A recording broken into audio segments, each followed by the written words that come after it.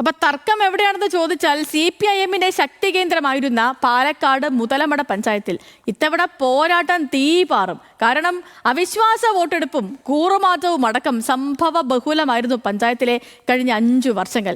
ഭൂരിപക്ഷം നേടി ഇത്തവണ ഒറ്റയ്ക്ക് ഭരിക്കാനാകുമെന്നാണ് CPIM-ന്റെ പ്രതീക്ഷ. എന്നാൽ രാഷ്ട്രീയ സാഹചര്യം അനുകൂലമാണെന്നും വിജയിക്കാനാകുമെന്നുമാണ് UDF-ന്റെ വിലയിരുത്തൽ. കാരണം തദ്ദേശ തർക്കം.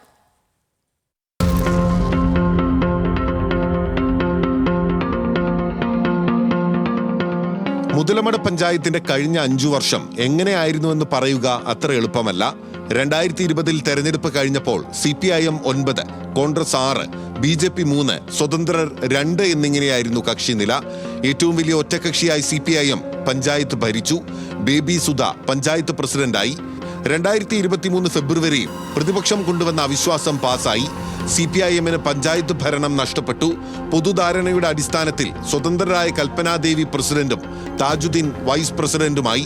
കോൺഗ്രസിനൊപ്പം ചേർന്ന് അവിശ്വാസം പാസാക്കിയതിന് BJP അംഗത്തിനെതിരെ പാർട്ടി നടപടിയെടുത്തു. അവിശ്വാസത്തിന്റെ കഥ ഇവിടെ കഴിയുന്നില്ല. ഈ വർഷം CPIM അവിശ്വാസം കൊണ്ടുവന്നു. 3 കോൺഗ്രസ് അംഗങ്ങളുടെ പിന്തുണയോടെ അവിശ്വാസം പാസായി. പ്രമേയത്തെ അനുകൂലിച്ച് വോട്ട് ചെയ്തവർക്കെതിരെ കോൺഗ്രസ് സംഘടനാ നടപടി സ്വീകരിച്ചു.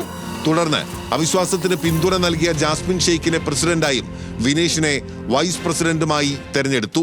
CPM-നെതിരെ അവിശ്വാസ പ്രമേയത്തിന് പോയത്, പക്ഷെ ഞങ്ങൾ കൊണ്ടുവന്ന ആളുകളുടെ ഏകാധിപത്യ പ്രവണത എല്ലാം കൂടെ കൊണ്ടാണ് വീണ്ടും ഞങ്ങൾ CPM അവിശ്വാസ പ്രമേയത്തിന് പോയപ്പോൾ ഞങ്ങളതിന് അവരോട് പിന്തുണച്ചത്. ഞങ്ങൾക്കിപ്പോൾ 6 മാസമായിട്ട് ഞങ്ങളെ കൊണ്ട് ചെയ്യാൻ കഴിയുന്നൊക്കെ ഞങ്ങൾ ചെയ്തിട്ടുണ്ട്. ഇത്തവണ ഒറ്റയ്ക്ക് ഭരിക്കാനുള്ള ഭൂരിപക്ഷത്തിലേക്ക് എത്തുമെന്നാണ് CPIM-ന്റെ പ്രതീക്ഷ.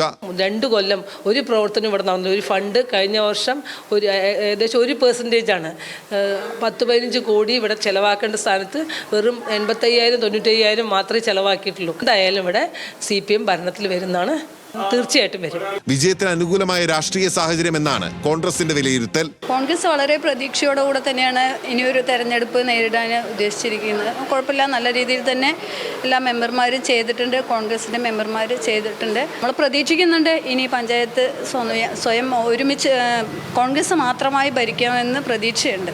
സ്വതന്ത്രരായിരുന്ന കൽപ്പനാദേവിയും താജുദ്ദീനും 2020 രൂപീകരിച്ച് മുഴുവൻ വാർഡുകളിലും മത്സര രംഗത്തുണ്ട്.